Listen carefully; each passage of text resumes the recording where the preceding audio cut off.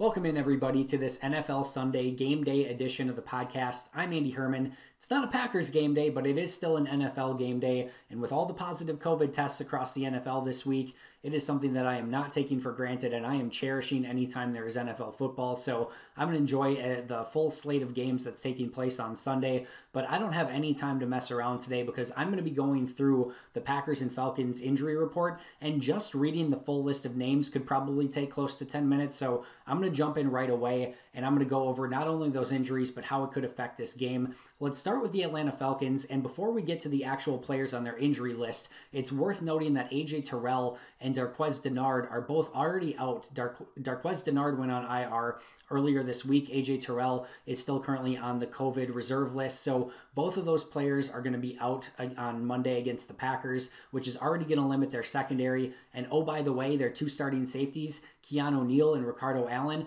both on the injury list listed as out. So their secondary is decimated. It's basically going to be Isaiah Oliver and DeMonte Casey as their lone, returning starters, and then it's going to be a bunch of backups after that. Also, one of their top edge rushers, Takk McKinley, who was a first-round pick a couple seasons ago, he is also going to be out for this game. So the Falcons are very much hurting on defense, and hopefully that is something that Green Bay is going to take advantage of with their offense, whether they have a full slate of weapons or not. That's definitely something that Green Bay is going to want to attack. Their secondary is limited, their pass rush is limited. Aaron Rodgers is on fire right now. That should be advantage Green Bay.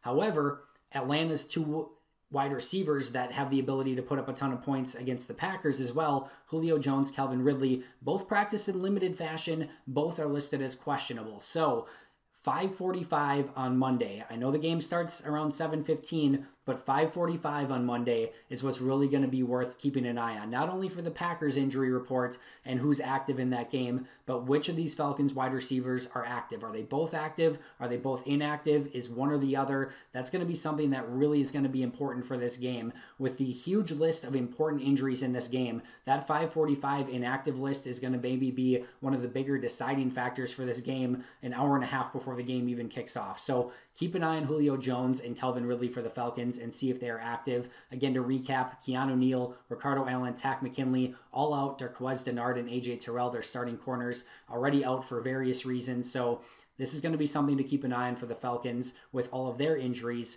Now let's jump over to the Green Bay Packers side of things. If you missed it, both Christian Kirksey and Alan Lazard were placed on IR. There was a lot of question of if that means 3 weeks or 3 games. With the bye coming up, they are out for 3 games, not just 3 weeks. So they will be missing the next 3 games, and the earliest that they can come back is week 8. But they will obviously both miss this game coming up against the Falcons. And then listed as doubtful is Mercedes Lewis. I just talked a bunch about him yesterday. So Green Bay is going to probably be without their top blocking tight end in Mercedes Lewis, which is definitely a big loss for this Packers offense. If you're not sure why, go back and listen to yesterday's episode where I went into great detail as to how much Mercedes Lewis is helping this team right now. Then there are a laundry list of questionables. Davante Adams, Jair Alexander, Kenny King, Josiah De Guard, Tyler Irvin, Rashawn Gary, Corey Linsley, J.K. Scott, and Zadaria Smith. Just a few important players there. So let's break these down one by one in order of the ones that I'm less concerned about to the ones that I'm more concerned about. Tyler Irvin and Zadaria Smith are the ones that, at least at this moment, I'm a little bit less concerned about. With Tyler Irvin, he practiced all week. He was active at Saturday's practice, which is always the most important one. He was actually listed as a full participant in that practice. So we'll see if he's able to do the punt returning and kick returning like normal, but I would expect him to be active in some capacity. My guess is he would be a probable if that designation still existed. They got rid of it, so they had to list him as questionable, but I would expect Tyler Irvin to go. Zadaria Smith practiced in limited fashion, but practiced all week. There didn't seem to be a high level of concern with Zadarius. Hopefully he's able to go. Obviously, that would be a major loss if for some reason he wasn't able to. But I would expect Zadaria Smith and Tyler Irvin, just based off of how they practiced all week, with Tyler being a full participant on Saturday, Zadarius practicing again on Saturday. I think it's safe to at least somewhat assume that those two players will be available on Monday. The next list are players who are questionable but did practice on Saturday, but there's still some level of concern, and that's Davante Adams, Kenny Clark, and Josiah De Guard. Now, it seems like Devontae's ready, but the only thing that has me a little bit questioning it is the fact that he mentioned earlier this week that he wants to be 100%, not 99%, not 90%, not 75%, 100% in order to go and play again. He felt like he came back too early a season ago, felt that the injury lingered because of it. He wants to be 100%. It wouldn't shock me with the bye coming up if he wanted one more week to get fully healthy. We'll see. He's practiced all week. He practiced on Saturday. It seemed like he, was practicing to see if he could even go in last week's game against the Saints. So I think there's a decent chance that he plays, but it would not shock me if he did not. It seems like one of those true coin flips to see if he plays or not on Monday. Kenny Clark sounded like a player who was ready to play on Monday. Just in his press conference, go back and listen to it. He seemed ready to go. He did mention that, that he didn't know for sure yet, but just kind of reading between the lines, it seemed like he's ready. If so, that would be huge for Green Bay. He is the linchpin for that Packers defense. Everything revolves around what he does at that nose tackle position. It makes life for the rest of the defensive line, the edge rushers, certainly those linebackers. It makes life easier for everyone. So hopefully he is, in fact, able to give it a go. Josiah De Guard is the other one. He did practice in limited fashion both on Friday and Saturday. It seems like he is getting closer to being able to play. Again, with the bye week coming up, you never know if they're going to be a little bit more cautious. But with Mercedes Lewis being out, this seems like a game where maybe if he's hurt but not injured, they may press the button, press the envelope a little bit to give him an opportunity to play and see if he's able to respond in that situation. We'll see. They could certainly use him, especially with Mercedes Lewis out. You can expect Robert Tonyan and Jay Sternberger to get a ton of playing time, but you know that they would love to have De Guard out there as well. And then that leaves us with the true questionables for this game and players that did not practice on Saturday, which is never a good sign.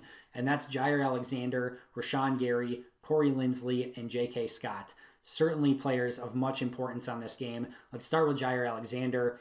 If Julio Jones and Calvin Ridley and Russell Gage are all active, this would be a massive blow if Jair Alexander is not able to go. The fact that he didn't practice on Saturday is concerning. He certainly doesn't need a ton of playing time, practice time, So if he can go at all, you know that Green Bay is not going to have any hesitation in putting him in there. But still, the fact that he didn't practice on Saturday is very concerning. That was an add to the injury list. They added a knee designation as well, so that's definitely one to keep an eye on. Rashawn Gary's been playing so well. He has not practiced all week. I'm leaning towards the likelihood that he does not play, but hopefully he can get better quickly and get in the game on Monday.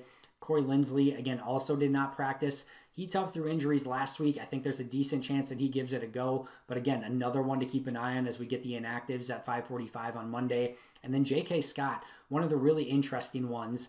I asked, actually, Brian Gutekunst earlier this year if they had any thoughts of putting a punter, kicker, and long snapper on their 16-man practice squad because you can't get new guys in the building on time. If all of a sudden you have an illness or an injury that happens on a Friday or Saturday and that player can't go for you and you don't have a guy in your building on the practice squad, you're basically out of a long snapper, punter, or kicker. So this could be a situation where you've got Tim Boyle holding, and he did actually a lot of that in practice in training camp, but Tim Boyle holding, which could alter the entire extra point field goal sort of situation. And then you could have Mason Crosby actually being the punter as well. You think Matt LaFleur would probably be a little bit more aggressive on going for it on fourth downs and things like that, but that could be a major loss in this game as well if J.K. Scott's not able to go. He is out due to illness, not due to injury. So hopefully he's able to make it back by Monday. But at this point, you can't mess around with illnesses, especially with what's going on in Green Bay with all the COVID outbreak. It sounds like this is not COVID related, but still you have to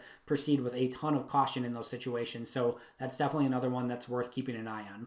Let's break down position by position really quick. Wide receiver, again, Adams and Lazard, EQ, Tyler Irvin is questionable. That is a position that has major question marks. MVS, Shep, and Taylor, I would expect to get a ton of playing time this week, whether Adams plays or not.